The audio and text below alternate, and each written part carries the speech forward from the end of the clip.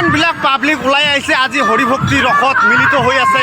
এই ইমান ডাঙৰ এটা সমদল আজি এই অৱস্থাত কেনেকুৱা লাগিছে? ভাল লাগিছে, নিশ্চয় এটা আনন্দকৰ বিষয়। হয় হয় ভাবিব পৰা নাই ইমান মানুহ যে হ'ব। হয় হয় ঈশ্বৰ আমাক বহুত সহায় কৰিছে। হয় হয় ভাবিব পৰা নাই হয় আজি ইমান মানুহ একগোট হৈছোঁ। হয় হয় বহুত ভাল লাগিছে। হয় হয় প্ৰায় হাজাৰ হাজাৰ জনসাধাৰণ ৰাইজ আজি ভক্তি প্ৰাণ এই শ্ৰীকৃষ্ণ লীলা কীৰ্তনৰ উপলক্ষে আজি শুভাৰম্ভ আজিৰ পৰা শ্ৰী শ্ৰী ৰাধা গোবিন্দ যি ছুপাৰ মাৰ্কেটৰ মন্দিৰ আছে সেই মন্দিৰৰ কমিটিৰ তৰফৰ পৰা আজি শুভাৰম্ভ হৈছে।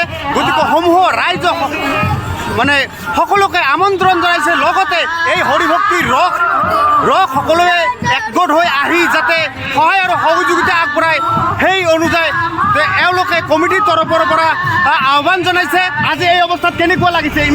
ইমান পাব্লিক আপোনাৰ লগত একগোট হৈ ওলাই আহিছে। মন্দিৰৰ কমিটিৰ পৰা একো কৰিব পৰা নাই। আমাক ৰাইজে সহায় সহযোগিতা কৰিছে। তাৰ কাৰণে আজি আমি এক কৰি 64তম নামযজ্ঞ অনুষ্ঠান আজি আগবাঢ়ি আছো। হয় 64তম এই নামযজ্ঞ অনুষ্ঠান হালাকুৰা ছুপাৰ মাৰ্কেট ৰাধা গোবিন্দ যি মন্দিৰ প্ৰাংগণত কমিটিৰ তৰফৰ পৰা এওঁলোকে জনাইছে। আজি এই শ্ৰী শ্ৰী লীলা কীৰ্তন উপলক্ষে হাজাৰ হাজাৰ পাব্লিক ওলাই আহিছে 17 নং ৰাষ্ট্ৰীয় ঘাইপথত। আপোনালোকে চাই আছে এয়া মই প্ৰশান্ত ভকত বিজ্ঞানী অসম।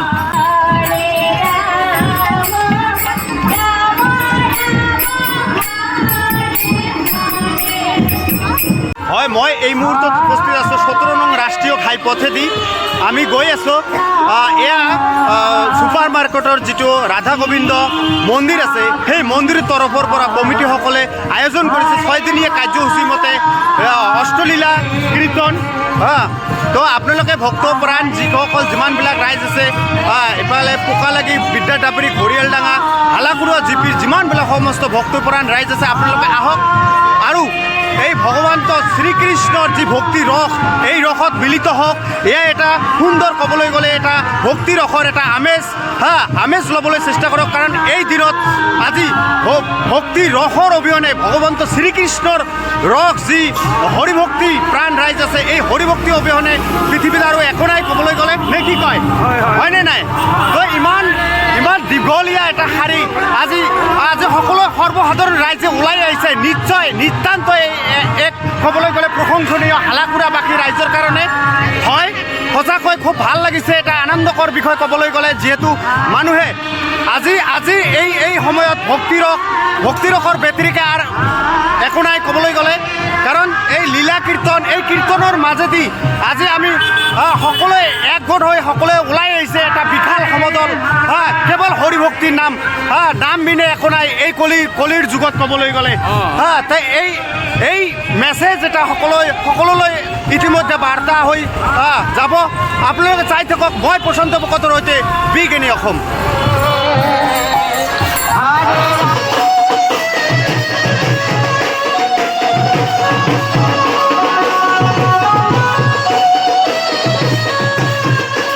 শ্ৰী অষ্টলীলা লীলা কীৰ্তন উপলক্ষে ৰাধা গোবিন্দ মন্দিৰ হৰি মন্দিৰৰ উপলক্ষে আপোনালোকে চাই আছে মই প্ৰশান্ত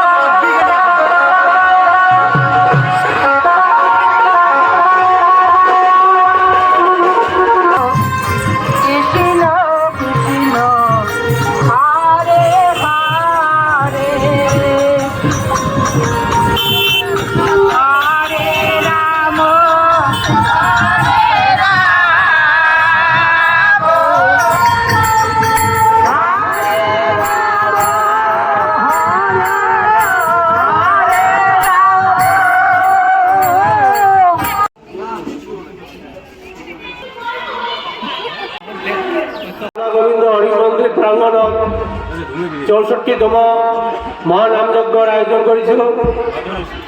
6 দিনীয়া কাৰ্যসূচীৰে আজি প্ৰথম দিন শ্ৰী শ্ৰী নামযজ্ঞৰ অনুষ্ঠানৰ আজি শুভ দিৱস।